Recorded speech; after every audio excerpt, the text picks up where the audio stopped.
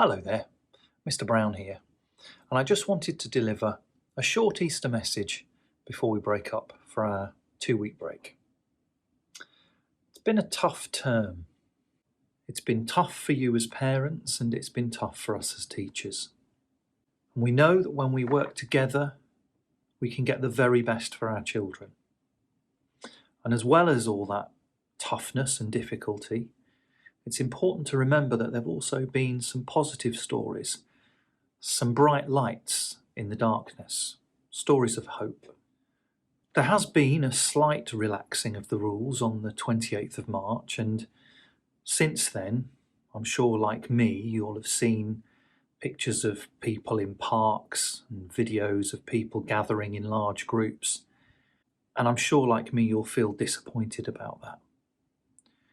Now more than ever, we need to not squander the gains that we've made in terms of getting out of this lockdown as soon as we can.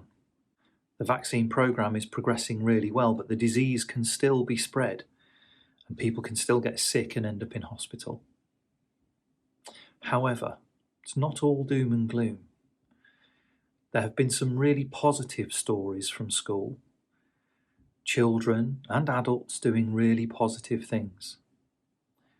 Our PTA have continued to be inspirational in the work that they've been doing.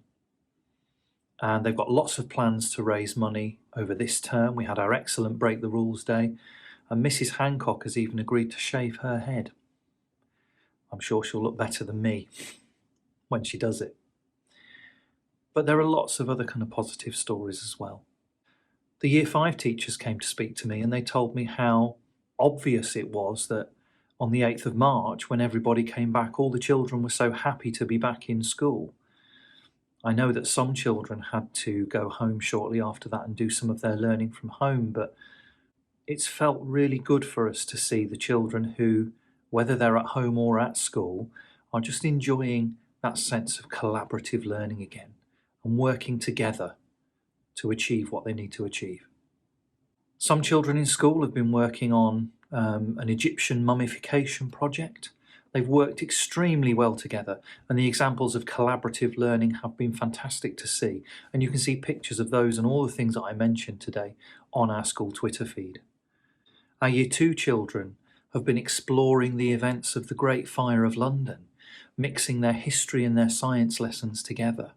Our Year 1 children have been designing and building their own toy cars, learning how to use tools like saws safely and correctly. And children have been succeeding outside of school as well. We have a number of children who've managed to get music gradings outside of school. And also Emily Cooper in Year 5 continues to succeed at her kart racing, and you'll have seen pictures of her on our Twitter feed winning. It's easy sometimes to focus on the negatives, but there are many things that we can learn from our experience over the last year and a half. Last year, the Queen delivered an Easter message, and I want to share it with you again because it spoke of light overcoming darkness and it spoke of new hope, and I think that's something that I really want us to focus on as we go into the summer term. Many religions have festivals which celebrate light overcoming darkness. Such occasions are often accompanied by the lighting of candles. These seem to speak to every culture and appeal to people of all faiths and of none. They are lit on birthday cakes and to mark family anniversaries, when we gather happily around a source of light. It unites us. As darkness falls on the Saturday before Easter Day, many Christians would normally light candles together. In church, one light would pass to another, spreading slowly and then more rapidly as more candles are lit. It's a way of showing how the good news of Christ's resurrection has been passed on from the first Easter by every generation until now. This year, Easter will be different for many of us, but by keeping apart, we keep others safe. But Easter isn't cancelled. Indeed, we need Easter as much as ever. The discovery of the risen Christ on the first Easter day gave his followers new hope and fresh purpose, and we can all take heart from this. We know that coronavirus will not overcome us. As dark as death can be, particularly for those suffering with grief, light and life are greater. May the living flame of the Easter hope be a steady guide as we face the future. I wish everyone of all faiths and denominations a blessed Easter.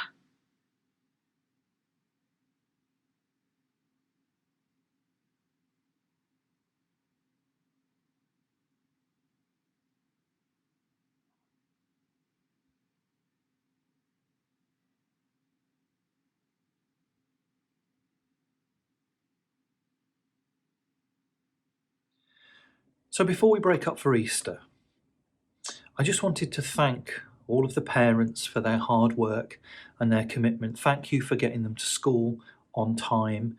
Thank you for making sure that their uniforms are washed, that they have a healthy packed lunch, and that they're well fed, and that they go to bed on time, and that they sleep well, because all of those things go towards making them feel settled and them feel as ready as they can for coming to school. And all of those things give them the best chance to succeed when they come to school. I want to say thank you to the teachers and the staff here for all of their hard work and their commitment. Some days it's been tough for us as well, like with you, and sometimes the staff feel tired and exhausted, but we carry on because we do it for the children. So thank you to them. And finally, thank you to the children, because they work hard too. So well done to every single one of you. I can't remember a generation that has had to go through something like this in terms of their schooling, and you've all coped with it very, very well, and I'm very proud of you. And the things that you learn in this time will, despite what some of the media might say about lost learning and lost this and lost that, the qualities of resilience that you will learn going through this experience will serve you well for the rest of your lives. And I think we need to focus on those positives more than ever. Have a lovely Easter. Enjoy yourselves. Eat plenty of chocolate Easter eggs. And we look forward to seeing you back safe and well in school on Monday the 19th of April.